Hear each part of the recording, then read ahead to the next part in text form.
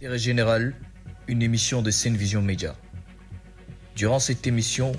nous allons essayer de décortiquer l'actualité, comprendre ce qui se passe et vous informer. Sen Vision Média, nous sommes là pour vous.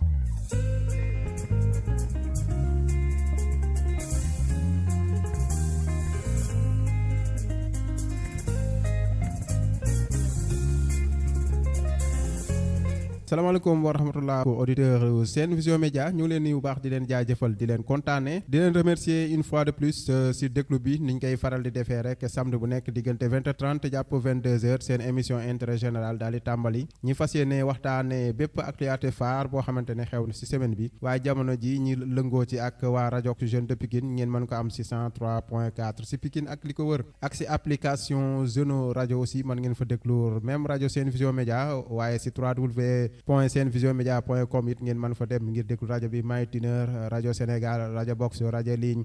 Simple rajo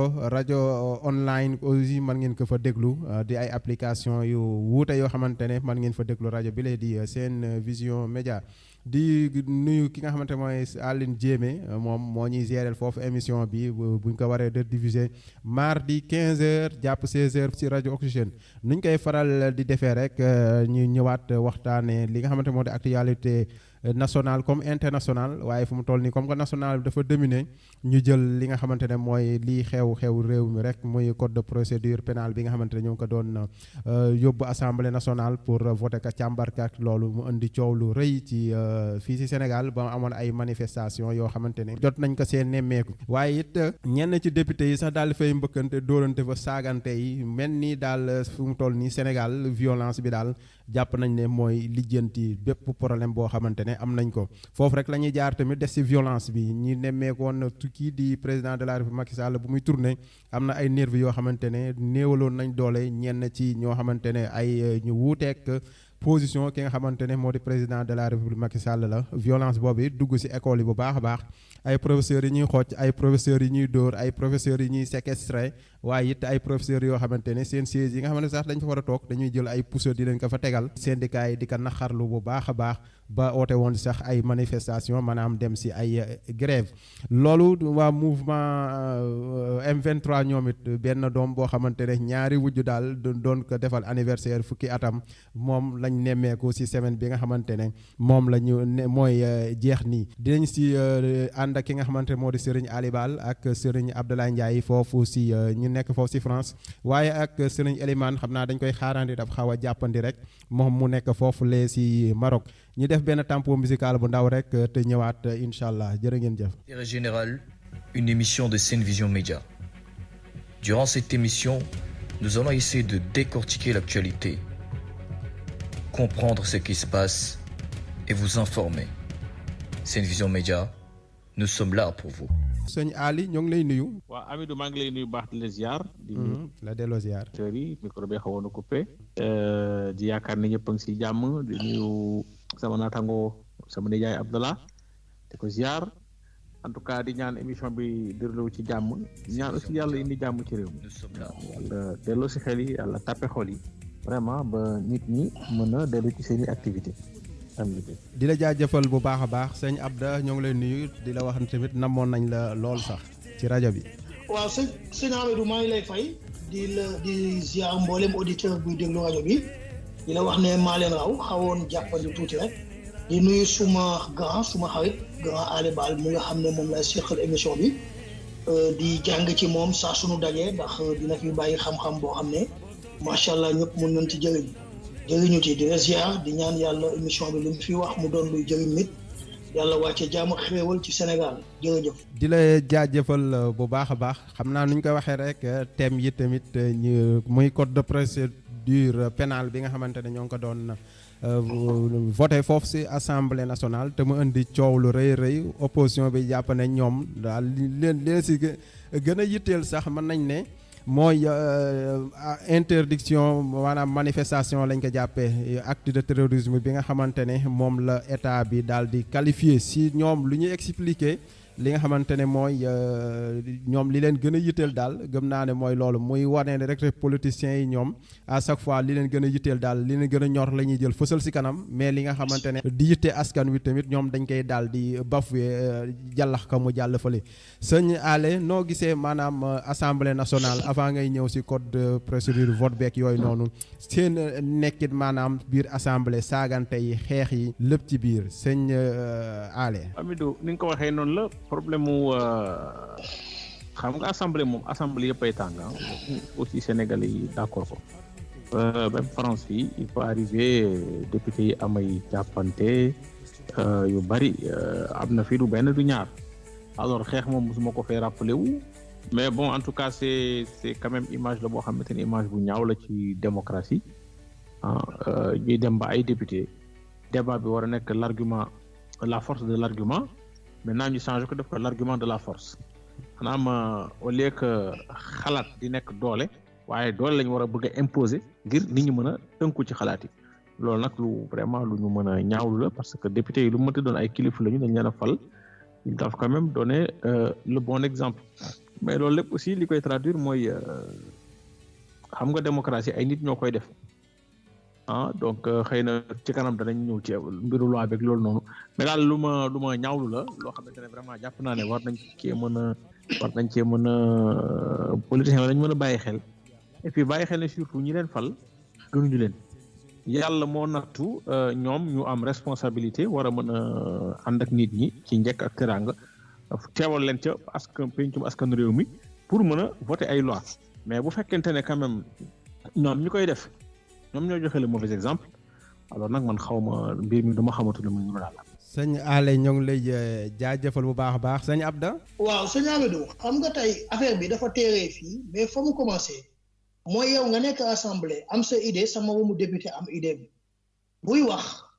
nga koy saaga ak di ko yuuxoo te man yaakaar naa ni tey man ak Ale Bal yëpp nekk député ñu débattre ci wàllu idéologie wala ci wàllu mu nekk bataille d'idée mu convaincre ma du sama gi yaa fuus parce que loolu lañ ma fa yóbbu te nag dañu koy wax mu leer li ñuy ëpp ñu koy def mooy ñu bokk ci waa majorité bu ñu tegee benn débat nga wax loo xam ne bokkul ak li ñu gëm ñu yuuxoo la te man loolu nag pour man li ma ci war pour man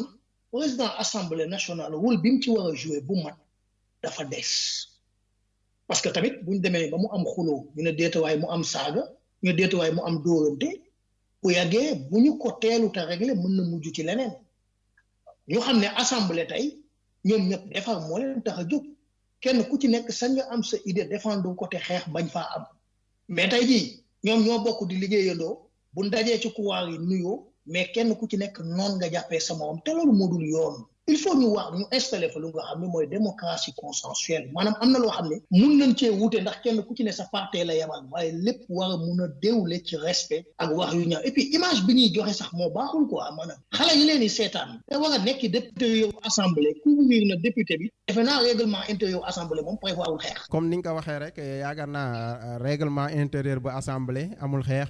mais tey sëñ Abda. nan nga gisa tamit opposition bi naan maanaam ñoom à chaque fois rek bu dara xewee comme loi bi buñ ko waree voté ñoom commission ya daanaka doo leen fa dégg wala kenn nga ñu fa dégg waaye plénière bu amee waa di jéggaloo bu baax baax si mbokki auditeurs yi ak internautes yi nga xamante ne ñu ngi toog tey déglu rajo Sen Vision Média waaye rawatina seen émission bi la di intérêt général xam ngeen ne bu xësee taw moom Sénégal moom courant beeg mbir yeeg yooyu noonu day am ay jafe-jafe moo tax fokk yenn nay daal bu alerté rek nga jóg lijjanti ko di dellu si waat rek sëñ Abda. waaw sëñ Amidou. xam nga tey dafa am loo xam ne mooy baaxu Sénégal c'est-à-dire bu ñu contrer nguur lépp lu opposant def duñ ci teg seen bët fi muy mujj mooy nga jël opposant ba teg ko place président ba ndekee moo gën a doy waa président ba nga tourné waat jéppi ko c'est-à-dire dafa am loo xam ne ñun buñ ci bàyyee xel. war nañoo xool depuis bi assemblée bi amee ba tey lan ngay dégg waa opposition bi ñu koy xeex du dundinu askan bi du coono askan bi du courant du ndox du wàññi luyaas bépp loi bu jëm ci élection wala bépp loi boo xam ne arrangé wu leen lépp luy wàllu politique di nga leen ciy dégg mais wàllu dundinu askan bi concerné wu leen mais nag pour man loolu assemblée nationale tamit daf cee am wàll parce que bu enseignant bi toogoon 1 mois jàngale siwul bu joxewul justification ñu teg ko ci yoon policier bi du ko def gendarme bi du ko def su fekkee ñoom politiciens yi par des micmacs wala ay intrigues yu ñu def ba changer règlement intérieur bi comme ni mu leen arrangé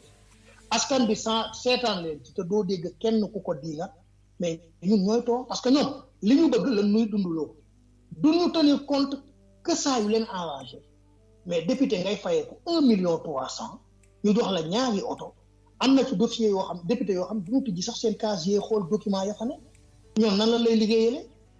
mais nag loolu lépp ci ñàkk mën a tànn njiitu sénégalais yi la ak ki ñu war a représenté loolu rek moom mooy problème bi mais amaana bu ñu ci defoon lan ca war a def ànd ceeg mat règlement intérieur bi loolu fekk ñuy forcer ay lii ak lii ñu forcer assemblée pour ñu xoolaat seen règlement intérieur di sanctionner député absentéiste yi ci ne lu mel noonu du am. d'accord loolu laa ci am lu may wax pour l'instant. muy loo xamante ne wax dëgg fa yàlla jafe-jafe la tamit député yi ñoom am na si ñoo xamante ne bu ñu leen xësee fal moom seen li leen gën a intéressé mooy li nga xamante ne mooy seen payoor mais Baal loi bi tey est-ce que mënuñu jàpp ne peut-être sur le plan li ñu naan terrorisme bi ñoo ngi koy wax ne si lañ gën a accentuer jot nañoo sax expliquer ñoom mais opposition bi ñoom dañoo jàpp ne wax dëgg ñii revanche la ñuy def maanaam si manifestation yi nga xamante ne xewoon na ginnaaw jafe-jafe bi Ousmane Sonko amoon ak ki nga xamante ne moo di Adji Sarr. Amidou ñaar ñoo xam ne dañuy xeex te kenn ku ne dina am de temps en temps nga tooñ àtte leen day jafe xam nga doon naa expliqué ma ne démocratie du ay texte koy defar waaye ay nit ñoo koy tabax France bi mu waree taxaw ci démocratie amoon ay texte yu baax waaye benn instant dañ soxloon benn nit ku dëgër ku ñëw jëmmal texte yi ba pare sax incarné boppam maanaam moom ci boppam li mu mel daf ko feeñal texte yi mooy personnalité baaxam bëgg dëgg bi dox est-ce que comprendre nga xam nga li jafe Sénégal mooy ñun texte yi baax am nañ ko boo liiree suñu constitution suñu loi amul dara lu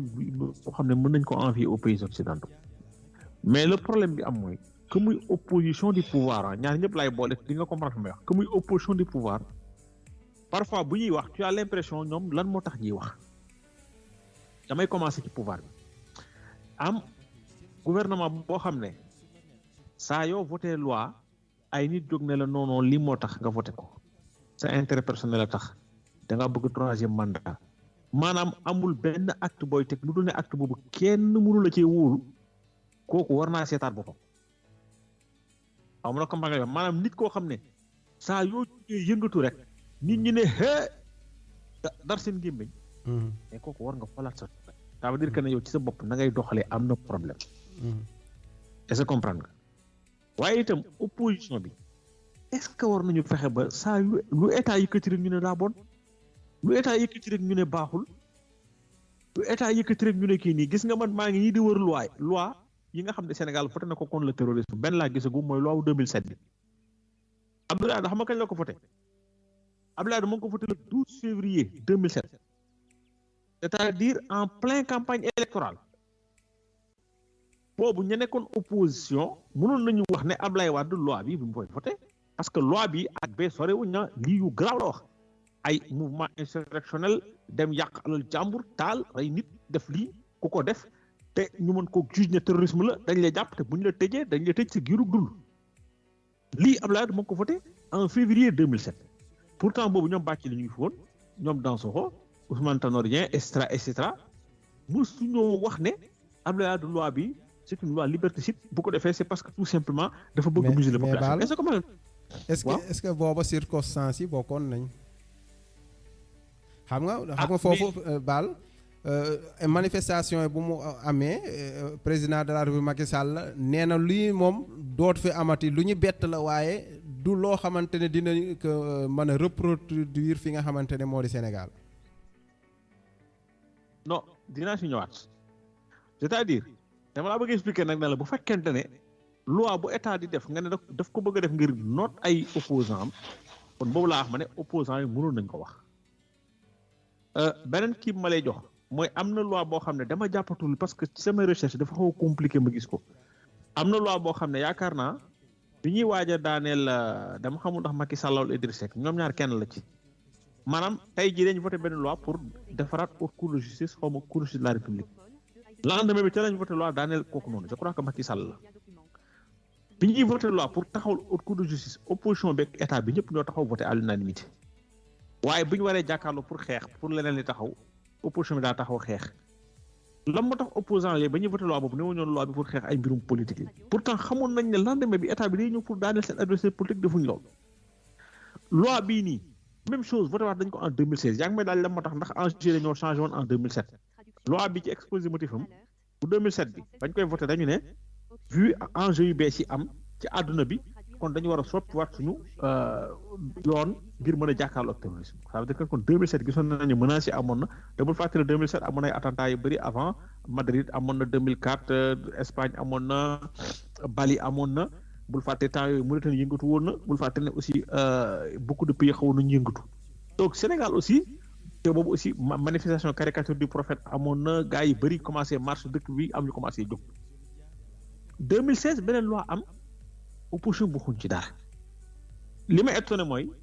am na beneen loi bu ñu voté 2018 moom la Sonko sax buñ ci keroog ne loi boobu dañ ko war a attaqué pour problème constitutionnalité waa mi loi bu ñu voté ba 2018 ba 2021 maanaam 3 ans yaa xayti boobu ba léegi attaqué boo ko nga ne da nga koy attaqué j'ai un problème c'est-à-dire opposition bi aussi benn instant suñ bëggee nit ñi comprendre leen il faut qu'ils prennent les gens au sérieux te di nangul liggéey loolu laa bëgg waxoon ci côté opposition bi ci waajalum loi bi man waxuma ne loi bi gis nga li tax ma ne la loi ay nit a koy maanaam démocratie ay nit ñoo koy taxawal du ay texte effectivement opposition bi li ñu wax mën naa nekk dëgg maanaam nit mën naa marche tey marche bi jur ñu taal ab kaar ay étudiants def ko nga jàppale ne terrorisme la te pourtant taal ab kaar ça peut être assimilé à du terrorisme bu waxante dëgg loolu nag mu ngi dépendre ci kan est-ce que loi bi la ñu war a tere ne ko bu ay nit jógee taal ab jàkka ne dañuy yàq ay xabru ndax gëmuñu ñu ne taal ay xabru loolu terrorisme la terrorisme xam nga loolu terrorisme la est-ce que loolu mën nga ko gam-gam léegi marche bu am fak Dakar bu dégénéré ñu taal ab kaar nga ne terrorisme la déedéet mais loolu juge mooy apprécier ne lii terrorisme la waaye lii du terrorisme même France fii attentat su amee wala ñu rey nit balaa parquet national terroriste di jël débat bi di jël mbir yi di ko téye juge d'instruction mooy apprécier wala procureur ne lii kat dama koy qualifier de terrorisme wala du ma ko qualifier de terrorisme bu ko qualifier parquet terroriste door ko jël enquête ci kon foofu nag magistrat yi ñoom ñoo war a mën a interpréter la loi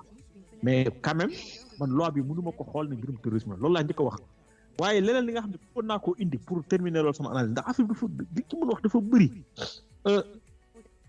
mooy tey aussi assemblée nationale voté nañ loi bi xam nga ñaata député ñoo voté 70 députés ñoo voté pour 11 députés voté contre allez nañu jël totalité yëpp ñu voté pour ak contre égal 81 députés n'est-ce pas suñu assemblée ñaata député la 165 députés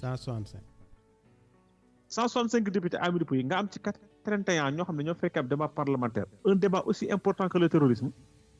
loolu état bu ci ndamoo itam man gisuma ne ndam la c'est un problème pour la démocratie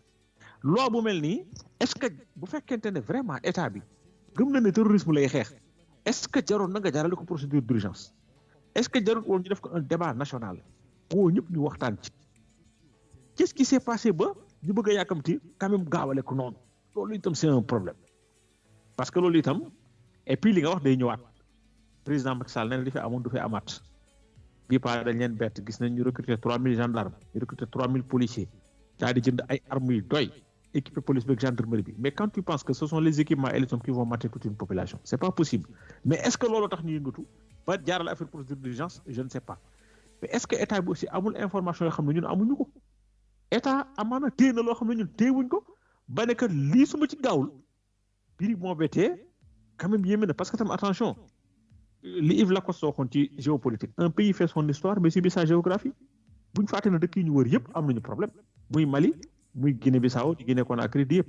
mais bul fàtte ne la frontière entre le Mali et le Burkina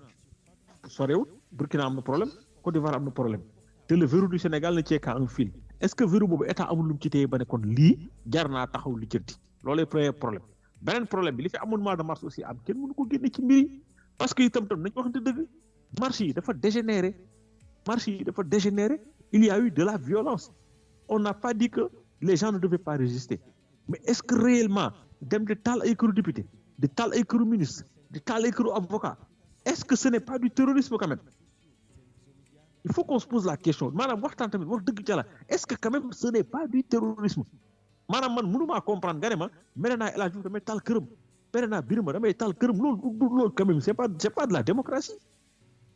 maanaam ñi gars yi def marche dem wuy bloqué Samba Diéry Diallo bloqué Fac Dakar avenue ñëpp marche dëkk bi jax ok d'accord Auchan yi mën nga ne xëy na affaire bi dégénération mais boo déggee nit ne la man damaa investir lépp perte naa ko c'est parti en fumée benn femme ne la ma investir man na 20 millions lépp tàkk na dem kenn du ko indemniser c'est pas du terrorisme ça boo xoolee loi 2007 c'est bien du terrorisme et non ndax nag état sañ na taxaw jàkkaarloo yenn manifestants ne leen ay terroristes ngeen loolu choix politique la mais quand même état su defee lii mooy nag bul fàtte ne en tant que télévision waxoon na des actes terroristes waxoon na des forces occultes est-ce que c'est pas vrai quand même lu jar a lijjanti la mais lii man waxoon naa ko ne leen la résistance bi nga xam ne opposition bi ñu koy woote notamment les militants de Sonko dañ koo war a raisonner parce que soo ko raisonné wul tam état bu jàllee ci porox ndollu gii bu wax dëgg yàlla nee naa la taal kër député taal kër ministre man de je pense que c'est du terrorisme il faut qu'on se dise la vérité parce que tam bokkul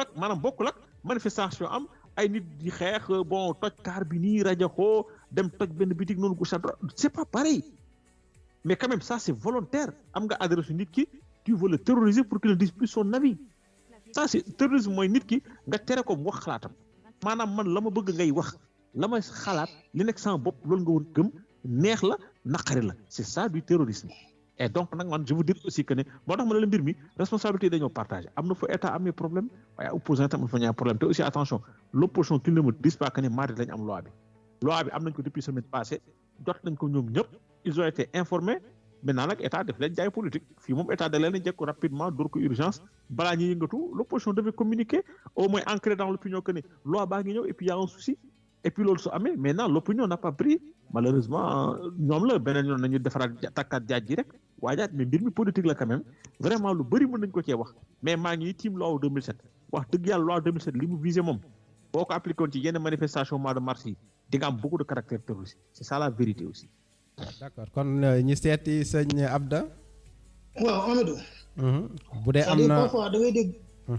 waaw li ma ciy dolli du bari c'est-à-dire parfois ñoom Macky Sall day wax dara teg ko ci politique mu tiital leen ñoom ñëpp bañ jàppee ko loo xam ne ñoom li ñu bëggoon Macky Sall nee na li fi amoon marche day amaat suba wala mën na amaat loolu dafa mën a nekk ñu taal ay këru nit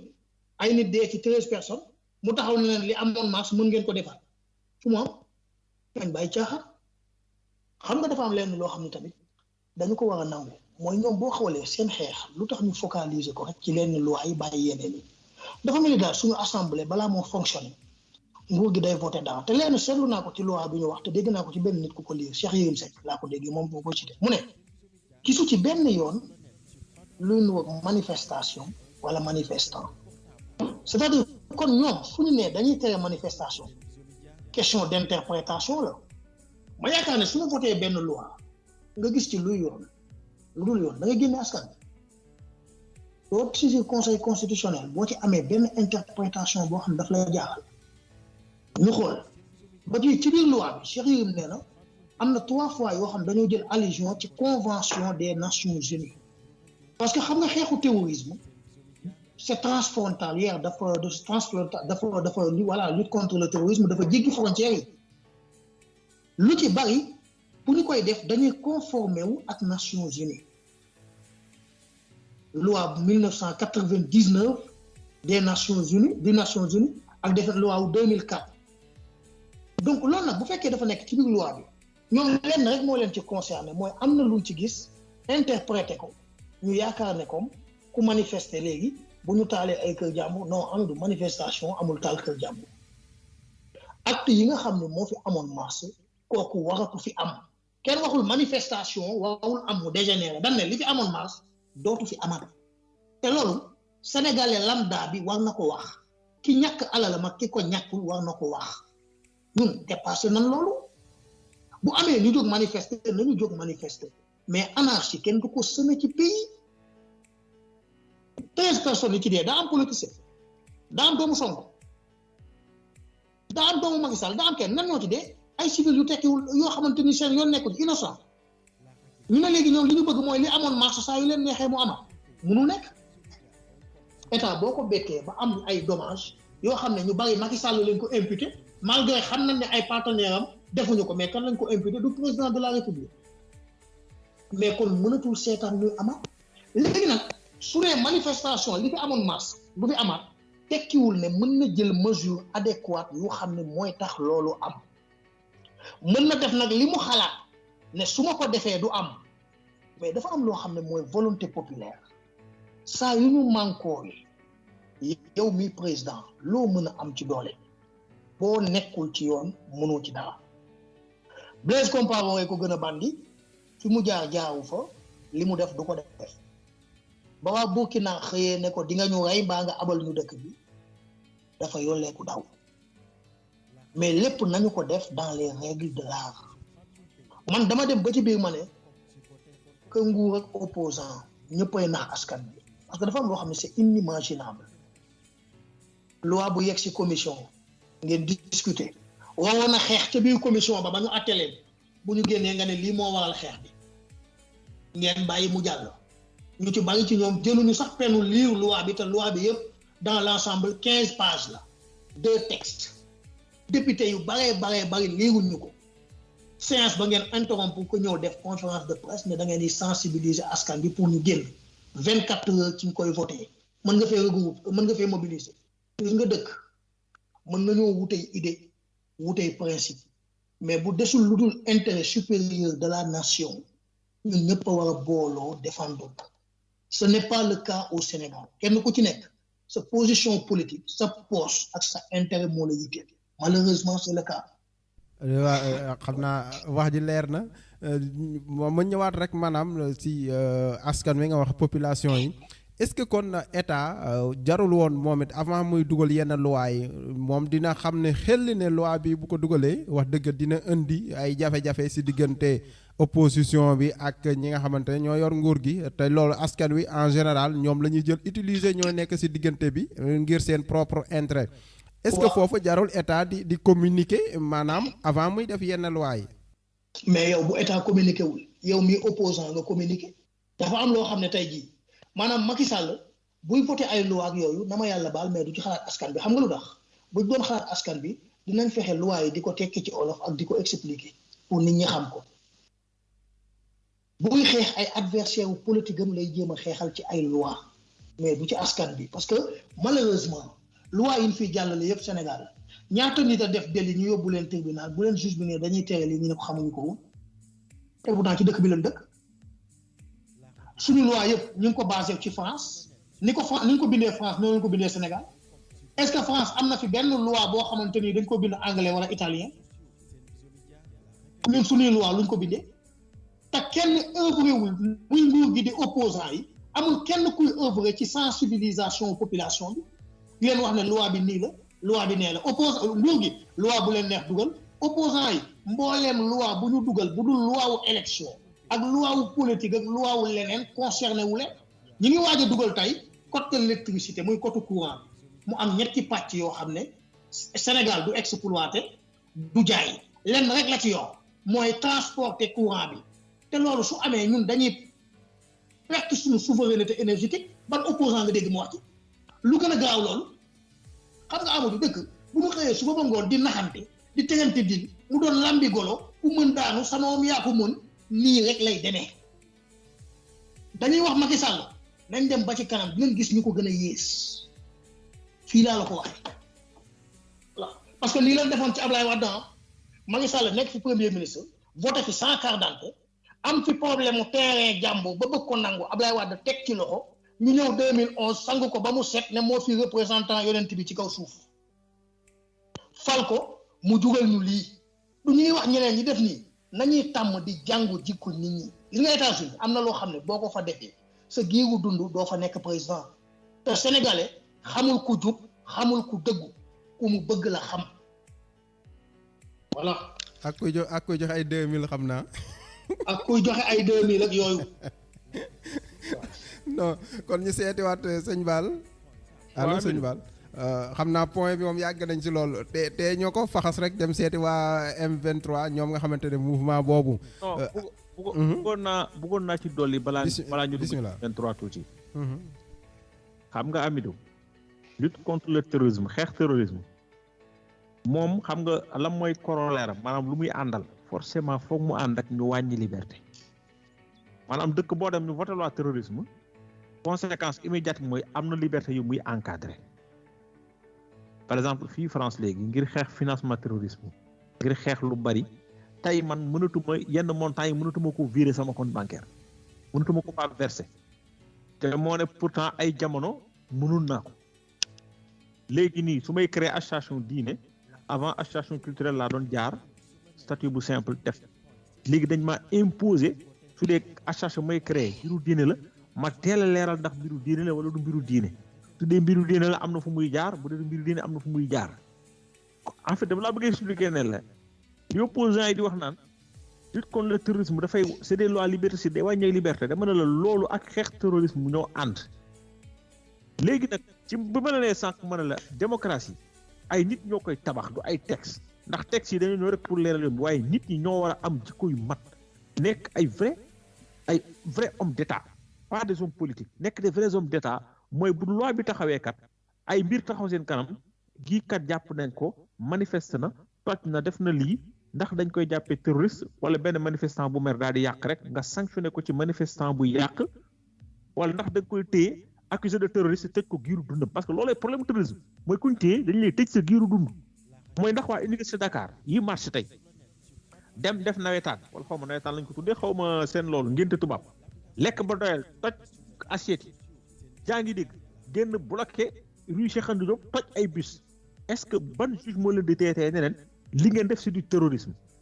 wala li ngeen def manifestation bu dégénéré la ma jàpp ko tëj leen ci ay 1 an 2 ans wala 5 ans leen ci loolu tax ma ne la ce ne sont pas les textes qui font des états mais ce sont des hommes d'état qui font des états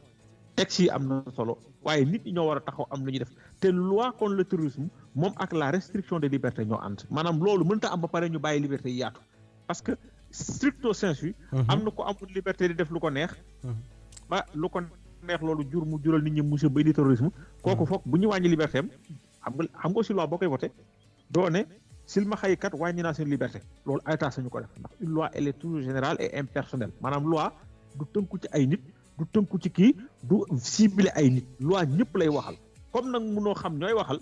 su boobaa ñëpp ngay tënk seen liberté comme ça ku ci jaar jéem a dëngal nga mën koo téye loolu mooy moo ànd ak réduction liberté am bala ñu ci M23 incha allah. waaw mais foofu wax nga wàllum liberté yi mais est-ce que tamit li opposition bi ragal du moo am maanaam loi bi bu jàllee ñoom seen liberté bi gars yi doon am pour manifester dina am loo xamante ni dina si wàññeeku. déedéet il faut am ñu bu ñu opposition bi nañ wax ak nit ñi ci wàllu droit la liberté de manifester du ab loi moo ko tënk Sénégal c'est la constitution est-ce que dégg nga c'est nag fa la bout de loi bu ñu mënta voter Sénégal constitution moo la féete kaw est-ce que dégg nga kon tey le régime bu doon tey loi bi dafa nekkoon à partir de maintenant régime déclaratif bi ñu am ci manifestation changé nañ ko léegi ci régime d'autorisation lañ ko def léegi kat ku koy defati foog nga wane ne la ngay manifester du mbirum terrorisme foog nga defati lii là dinaa d'accord ne limité na la liberté de manifester mais la liberté de manifester loi bi mënu ko laal parce que loi bi ci boppam constitution bi ko tënk constitution boobu moom moo taxaw ci ne manifestation Sénégal c'est une kii constitutionnel la avantage constitutionnel bu Sénégalais yi am la kon loolu du problème maintenant dama la rek manifestation bu dégénéré juge bi di war a qualifier fee yi juge boobu moom responsabilité interpréter loi bi ndax da koy interpréter actes yi ci dégénéré terrorisme wala de la délinquance loolu lañ mën a wax ne moom foofu la problème mën a amee te loolu nag vraiment loi moom mënta tënku ci lu nit di xalaat wala lu muy sentir loi day teg ay principe rek léegi magistrat bi jàng droit nag moo koy interpréter. d'accord waaw pour yokkuñu tur sax Amidou kilifa biñ ko mujjee jàpp ñu ngi ko tuumaal atteinte à la sûreté de l'État bi mu demee juge bi da koo bàyyi parce que gisul luy wane ni loolu am na fa. mais maanaam loolu tey ñoom duñ ci wax parce que lu baax la. exactement. donc dafa loo xam ne dëkk opposant président def dara nga ne ànd naa ci tekkiwul ne yow boo ko waree gagné doo ko gagné mais Sénégal opposant mooy xëpp suuf. c'est ça. léegi nag ñun ñi mu séq bu dee yaa nguur gi dañ ñuy nax opposition bi di xëpp suuf réew mi yéex a dem rek d'accord sëñ Ale. waaw Amidou. waa ñu seeti waa M23 mu nga xamante ne moom judd na ba am fukki at ñaari wujju di ko xëccoo maanaam ngir de fête anniversaire am noo jàngate mbir moomu fii ci Sénégal. loolu am jikko yi naa fiq laa ko jàngee rek loo xam ne man mënuma koo expliquer parce que esprit bu 23 juin wax dëgg yàlla vu état bi ni mbir bi mel nii maanaam Macky Sall ni mu téye pouvoir bi nii bii li fi xew ci 10 ans yëpp man de su ma nekkoon ci ñoom dina doon gàcce ci man may célébrer 23 juin 23 juin daal bu fekkente ne la taxoon mu am man fexe naa ba loolu deñ ci réew mi man ma nekk pouvoir mën naa manifester est-ce que comprendre nga 23 juin la moo ko taxoon jóg mooy xeex troisième mandat Abdoulaye Wade xeex ticket car bloquant yaa ngi dégg xeex la dévolution monarchique du pouvoir bu fekkente ne sénégalais yi Macky Sall dafa ñëw au pouvoir nit ñi sentir damay wax nag lii mën na bañ a nekk sama sentiment mais nit ñi sentir ne dynastie Faye Sall lañ wax ne moo nekk au pouvoir kon foofu est-ce que xeex dévolution monarchique dañ na totalement donte ne waxuma ne Macky Sall day jox pouvoir bi doomam j'ai pas dit ça est-ce que tey nit ñi di wax maanaam bu dee 23 juin ak yi ñu ci amoon téye nañ ko est-ce que c'est normal ñuy débattre ci Macky Sall dana am troisième mandat bi ou non ah est-ce que tey 23 juin bu réussiroon est-ce que dinañ toog tey di xalaat naan y a des opposants politiques qui ont été emprisonnés au Sénégal pendant des années kon man loolu tey su ma gisee loolu lépp am état di xëccoo paternité 23 juin ak opposition daf may poser problème mais nag benn instant aussi état mënta bàyyee terrain bi opposition bi parce que 8 mars jaar na fi gis nañ ne mbir mi ça a fait vaciller l'état daanaka état bi yëngatu na dans ses fondamentaux et que le rapport de force a été bien testé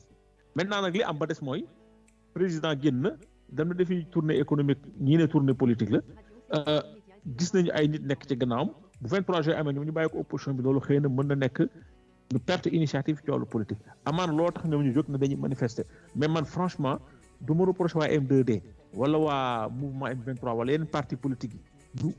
manifester 23 juin ndax ñoom ci esprit 23 juin lañ ca doon kaas ba tey am na lu ca des te état taxawul ko te ñi fi nekk ci état nag wax dëgg yàlla bu doon matale nañu la taxoon 23 juin jóg kon xëy na sax heure bi kenn du manifester 23 juin waaye dañ koy fàttali rek muy nekk mbirum commémoration kese loolu la mun ma ciy kii rek. d'accord sëñ Abda. waaw Amidou. mais foofu est-ce que waaw ñëwal. man est-ce que kon 23 juin amatina chance ngir exister bu dee car bloquant moo ko taxoon a jóg ak xeex troisième mandat président de la république fu nekkoon di Abdoulaye Wade bu bëggoon a jox si li ñuy xalaatoon nguur gi doomam. waaw mais Amidou il faut ñu leeral maanaam 23 juin bu Abdoulaye Wade séddee kan moo tax mu séddee du population bi. kon 23 juin population bay borom parce que wóor na la ne bu doon ñoom opposants yi donc du tax Wade bouger yoo tax parce que xam na leen Abda foofu ñan ñoo lañ mën a jàpp ne kon jamono ji ñooy population bi opposition bi wala pouvoir bi ku nekk mu ngi manifester non maanaam mooy population sénégalaise en tant que telle parce que ñoom tey seen journée bi ñu woote démb lu tax deful dara ci Macky Sall seen journée bi ñu woote pour manifester contre cette loi daa tee loi bi jàll et pourtant ñoom ñëpp daje nañ fa ba xeex fa affaire u marche bi am li tax Macky Sall dellu ginnaaw mooy bañ a rey population bi lu bari donc maanaam bu doon ñoom politiciens yi donc la dara du changer xam nga lenn moo ci nekk lenn rek lay jàngale Sénégal mooy gars yi seen xeex dépendwul ci idéologie dépendwul ci principe dépendwul ci ay jikko mais li mu dépendre mooy ci sa position politique ñoom ñëpp la woon contre PDS tey ñoom ñoo séddoo seen biir xaaj ko di xeex te ku ci wax dëgg xam ne amul ñoom lenn loo xam ne mës nañ koo sàkku am ko ci président sans pour autant population bi tugg ci imposé wu jaay doole parce que loolu jawul xuloo boo dégloo bu nguur gi ñoom ñuy wax M23 yow nan ngay mën a célébrer M23 ne doo wax ci 3e mandat parce que xam nañ ne waa ji kafu ci takku ci wax mu dàq la loo fay wax. kon da nga bëgg a jàpp ne foofu amul sens daal. mi ngi dagg de. waaw sëñ Abdou. waaw. kon da nga jàpp ne amul sens ñoom ñu célébrer li nga xamante ne moo di M23 anniversaire bi. waaye Amady luñ koy célébrer loo fay wax boo fa waxul 3e mandat waxoo fa ak i démocratie yi ñu war a préserver bañ ko ca amee leneen lan nga fay wax lu ñu gis fa ay nit yu bari ku ne di afficher leader bi la fi indi. au nom de quoi meeting politique la woon du anniversaire wu 23 juin meeting politique la woon bu ñu organiser pour kenn ku ci nekk wane sa bopp. mais du M23 lañ doon célébrer parce que boo waxul ci 3e mandat bi waxuloo ci quart bloquant bi waxuloo ci acquis démocratie yi nga xam ne amoon nañ ko nit mën a manifester Soweto manifester assemblée te léegi amatoo fa accès ndax saa yu jotee ñu teg fa ay chars de combat kenn du bouger boo waxul ci loolu anniversaire 23 juin looy wax. mais kon li Baal wax rek bu ma juumlee moom ngay dëggal day mel ni ñoom dañuy manifester. ngir occuper terrain bi. pour opposition bañ fa affaire politique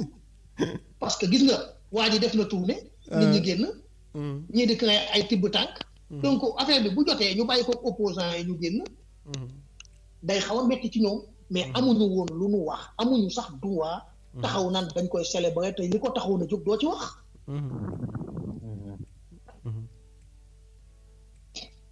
d'accord kon yaakaar naa foofu leer na jaajëfalaat sëñ Baal. waaw laaj naa ko sànq sëñ Abda maanaam mouvement M23 boobu est-ce que kon ñoom normalement bu mbir mi ñi doon xeex daal di jeexee ñoom dañu waroon dem ut leneen loo xamante moom la ñuy def mais dafa mel ni ñoom tey ñi si nekk métier lañ koy def ngir mën a am ay poste wala ay pouvoir ci nguur gi ak yooyu noonu parce que nemmeeku nañ ne ay organisme yu bari kii di président de la république moom weer bu deewee dina la ceebal. xam nga le problème bi am c'est que en fait nit ñi bu ñuy xalaat 23 juin am ñu koy màggal sax loolu échec la ci démocratie sénégalaise globalement waaye échec la surtout pour président Macky Sall parce que yow boo xoolee circonstances yi mu ñëwee au pouvoir nga xam ne kenn séentuwul la woon ñëpp nga doon xalaat ticket Tanor ànd nekk benn Siggil Sénégal am candidat ñoom ñoomoon candidat tey Macky Sall opposant lay doon ba tey ñu xeex seen biir xuloo tibbante tànk pardante ñoom ñaar ñëpp ñu nërmeelu finalement Macky Sall lay jàll bu ñu fàtte ne président Macky Sall il est arrivé au pouvoir avec 26% yoo xam ne moom la indi kese ba muy ñëw 26% la indaale 26% mooy quart bi Abdoulaye Wade doon bëgg a xeex quart bloquant bi moom la Macky Sall indi nga ñëw au pouvoir ne su ma yëgee danaa changer constitution du ma def 7 ans naa def 5 ans nga ne danaa def CNRI commission nationale de réforme des institutions assise nationale la mu wax daanaa ci jël au moins même bu dee jël ba lépp dana am lu mu si jël ba tey ñu toog ay nit di kaas ma 23 juin di am ñi waxee troisième mandat mais c'est échec la maintenant nag ndax gars yi dañ koy def pour commémoration wu tout sénégalais moom pour nga gis dara kuy def dara te yàlla rek tax moom bariwut loolu moom jarut a wër ndax day mel ni ngay wër léegi dans une botte de foin c'est un peu compliqué ah am nga jeex puso moom ci suufu géej moom day compliqué looloo jafe Sénégal moom def te yàlla tax moo jafe parce que man bu doon vraiment yàllaa taxoon ñuy def tey 23 juin fàttaliku lay doon mais muy commémoration comme ni ñuy fàttaliku ay affaire u anniversaire yu yàgg am nga ne tey ñu ngi fàttaliku le 19 mars xam nga 19 mars bu ñu koy fàttaliku ñëpp koy fàttaliku alternance la et puis voilà amul leen luñ ci mën a dafa neex voilà 23 juin loolu la waroon doon tey muy fàttaliku boo xam ne ñëpp dañ koy fàttaliku mu neex Sénégal avancé waaye du nekk ci ay friction mais commémoration 23 juin lu muy symboliser dëgg c'est l'échec des pouvoirs politiques mais c'est surtout l'échec de ce pouvoir qui est là parce que lañ doon kaas 23 juin wax fa dëgg yàlla bu faju woon kon heure bi tey nit ñi duñ fi nekk di marche ba tey waaye itam ndax nit ñi dañ koy def ngir am ay poste et tout c'est possible xam nga yaa ngi dégg am ku lay naan 23 juin bi muy am Serigne Mbacké Ndiaye nee na Aliou Sow moom moo xelal Abdoulaye Wade idée bi Aliou Sow génn ne ko loolu mënta am xam nga loolu tam gars yi commencé weerante c'est un peu compliqué quoi ci mbir mi te 23 juin yu bare moo ci aw ay coulisses yu garaaw ci am te coulisses yooyu tey boo ko exploité rek di nga xam ne nit ñi ku ciy wax da nga am intérêt boo ci représenté ndax Cheikh Mbacké Ndiaye la moo tax mu tëb rek bëgg accuser Aliou Sow loolu tam c'est un peu compliqué mais bon jarul ñu ciy dugg du débat moo ñu yëkkati mais ngir wax leen ne rek ku ciy wax ku ne rek am na lu tax ngay wax am na message boo bëgg a jàllale am nga foo bëgg a taxaw aussi loolu nag malheureusement loolu ak politique ñoo ànd en tout cas loolu ak politique sénégalaise ñoo ànd. dàqante ak heure bi rek dem ci mën nañ ne ci point violence bi nga xamante ne jot nañ ko laal ci kaw sax bu ñuy introduire émission bi waaye nemmeeku wax dëgg fa yàlla jamono ji Sénégal moom rëpp na lool ci côté yëpp. bu ñuy seet président de la république Macky Sall bu muy def tournée am na ay nervis yoo xamante ne am na ñu doon néewal doole ñoo xam ne bokkuñu position élèves yi ñoom it dugg ci mbir mi seen enseignants yi ñii ñu leen di xooj ñii ñu leen di séquestré ñii ñu leen di tegal ay puso di benn violence boo xamante ne dugg na ci askan wi tey fu mu toll nii Abdallah sa ñàngat tey ci violence boobu nga xamante ne wax dëgg gañe na société Sénégal te xamewuñu ko woon maanaam société Sénégal muy def loo xamante ne lu mitti la lay doon ci ñi nga xamante ne ay ñoñam lañ. Amidou gis nga dafa am loo xam ne en aucun cas Amidou Pouye sañ na ko Ali Bal sañ na ko man sañ naa ko mais président de la République sañu ko ndax bu demee ba jël ay nervis mi ngi manqué de confiance police am ak gendarmerie soit mu bëgg a def ay sale besogne yoo xam ne doo ko def loowee gendarme ak policier duñ ko def ndax c'est trop risqué pour eux duma yaakaaruma ni président Sall moom en personne muy recruter ay nervis mais man nañ ne ñoñam la ñoom si cortège bi la ñu ànd en fait waaw déglu li may wax bu baax mais bu dul moom war na lijjanti loolu ba xam ñan ñoo ko recruter ak sur quelle base la ñu ko recruter parce que tournée présidentielle gàcce la ñu ciy gis ay nervis te defe naa ne loolu xawma lu ñëwagul de waaye dina ci indi ay éclaircissement pour xam fan la nervis yi jaar ba jaxasoo ci tournée bi parce que en principe buy tëdd ña nga xam ni booy nelaw ñoo lay garder booy jóg ñoo lay garder fooy dem ñoo lay garder je pense que mënuñu ci yow mënuñu ci yow loo xam ne lu nu mënul ci yow yaakaaruma ni benn nervi moo koy mën ci yow. deuxième chose gis nga Amidou dafa am loo xam ne pour man warul nekk actualité mooy élève bu jàpp professeur séquestré ko ñu jël ko on le fout dehors bu ñu xëyee élèves yi jàngi élève bu teg pusa école bu nekk dañu fa teg conseil de discipline mu war di occupé wu fexe xool jikkoy élève ku ko yor ñu bàyyi la nga jàng ku dem bay teg pusa fu ñu ko xamee ñu viré la nga dem parce que kooku école du place am dañ ko war a yaar parce que tamit enseignant bu njëkk ba danaan participer ci éducation wu élève ci nan di la wax ni ngay doxale ak ni nga dul doxale boo ko defoon fii France on te fout dehors bu doon université la dootoo jàng mu jeex tax ñu fonk la ki ñu mën a dàq kay ndax tricher examen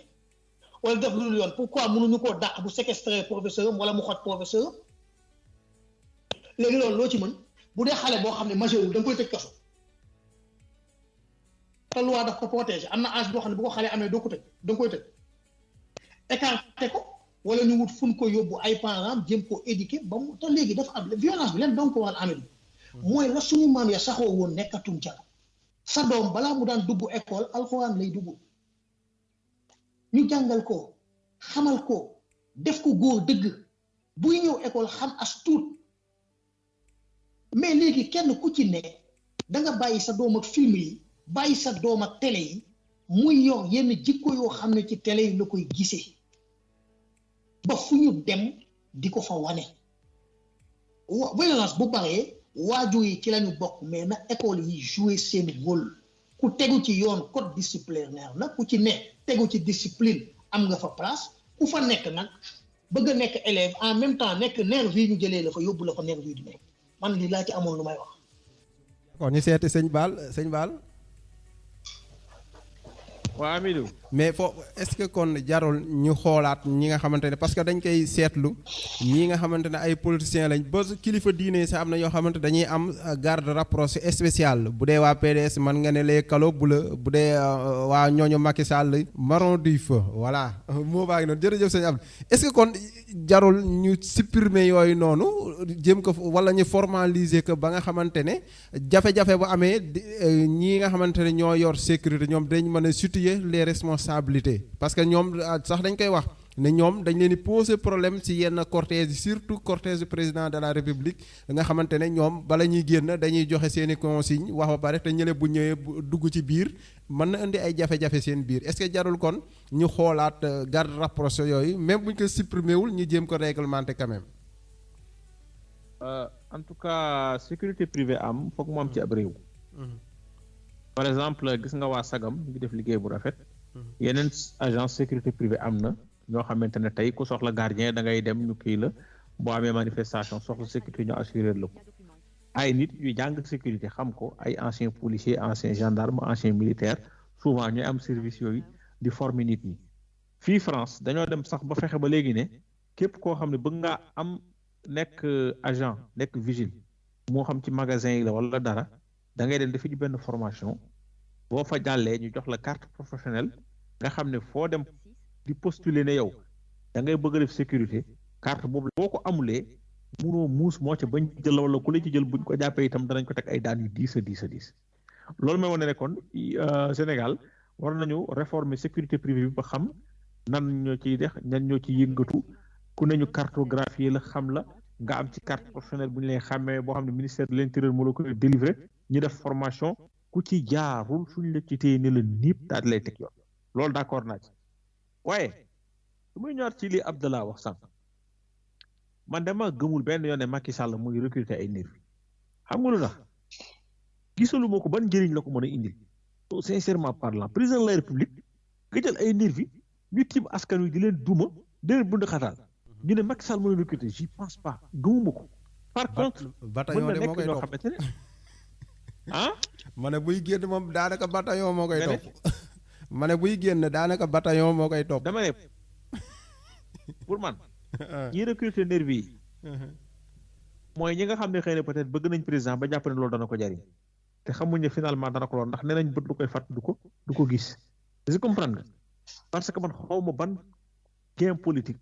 xaw ma ban avantage le président Macky Sall di récupérer ci di recruter ay nervi par contre nit mën na laa bëgg ba defal la loo xam ne foog na ne mu ngi lay jariñ fekk mu ngi lay lor comme la daloon Xaadima Jaxate Kala radiyallahu anhu ca ka ko doon bësal ndiggam ba far bës ko ba tojal ko taab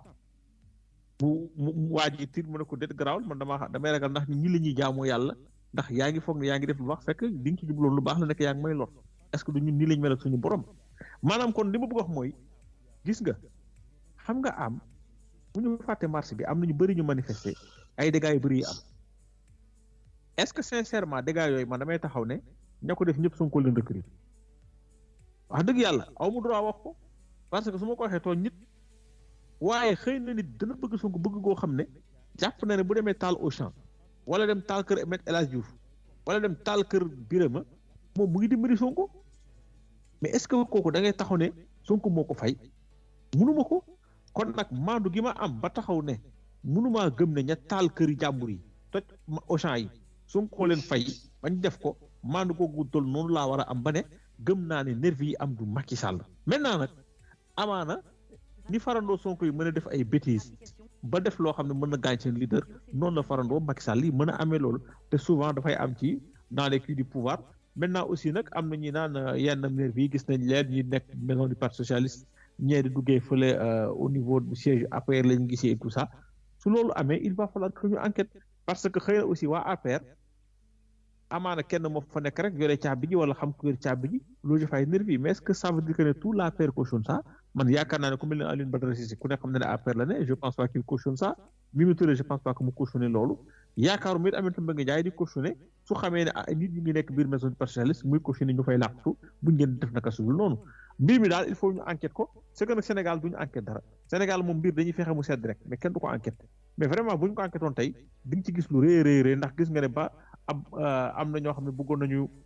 utiliser ay seeni tur di ko askanale waa Sonko finalement bañ leen jàppee teg nañ leen ci yoon. voilà donc loolu itam rek loolu la ñu war a def ci mbirum nervi yi enquête ñen ñoo ko def ñu teg leen ci yoon bu dee ay nit la ñu dissoudre leen bu ñu amul carte professionnelle bu dem leen carte professionnelle ñu topp ñu leen di liggéeyloo man daal loolu laa gëm ci mbirum nervi yi daaw di yàlla. xam naa kon émission bi mën nañ ko yemale fii ba beneen di leen bàyyi rek sëñ Abda xam naa bu dee am na looy yokk nga yokk ko ci waaye tàggoo boo xamante ne doonul tàggoo. waaw sëñ Amidou man c'est-à-dire dafa am loo xam ne c'est que maanaam comme fi grand bi tëjee rek dafa am loo xam ne tey yow président dafay naqari trop nga contrôler structure bi yëpp au niveau du parti comme au niveau administratif dafay jafe parce que am na ñoo xam ne nee nañ Moussa Bocar Thiam recruté na ay nervi mais maanaam tey da nga koy xool ci politique gu Sénégal exemple bii may jël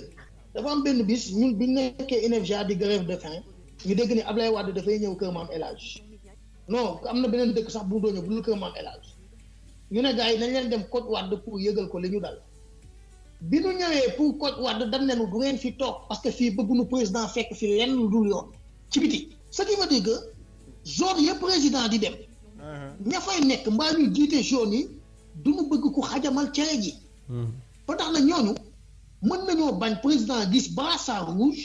ba tax na ñu dajale ay nit na leen ku ngeen gis mu yor brassard rouge jàpp leen ko rawale ko wala su la foo ngeen duma ko pour nangu brassard rouge mais jàpp ma ne Macky Sall ci boppam li Sénégal teg ci loxoom vraiment nervi mënal na ko loo xam ne loolu du démocratie ma ne loolu du doon démocratie bu boobaa waaw mais non mais dégg ma loolu du démocratie moo tax ma ni la maanaam tey jii loolu war nañu ko enquête comme ni ko grand bi waxee ba kenn ku ci ne responsabilité yi ñu situé ko ma jox la benn exemple xam nga tey Macron ñëw na Sénégal dugg ci benn classe fekk fa ay 25 personnes xale bi wax ko Macron xam naa ku yàgg xam africain la ne ko est-ce que habituellement classe bi nii lay toll mu ne ko non non dañ noo wàññi waaw kooku wàññi élèves yi Macky Sall la ko sax tout la ca bëggoon ak promotion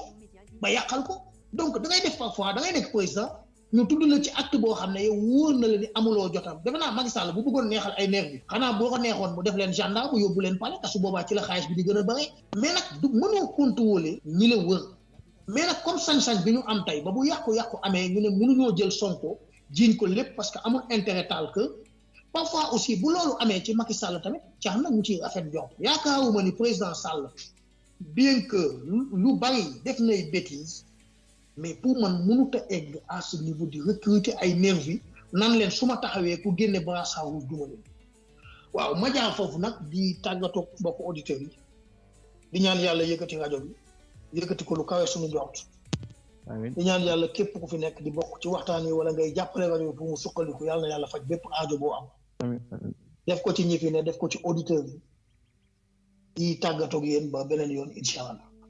di la jaajëfal bu baax yow it loolu nga ñaanal rajo bi yàlla na ko yàlla njëkk ci yow waaye gëm nañ ne moom bu ko njëkkee ci yow rajo bi dina ko yëg ak képp koo xamante ne moom it loxoom mu ngi ci biir sëñ Ali. waaw Amidou. waaw bisimilah. xanaa rek gërëm ñëpp ko sant ndax débat bi am na solo.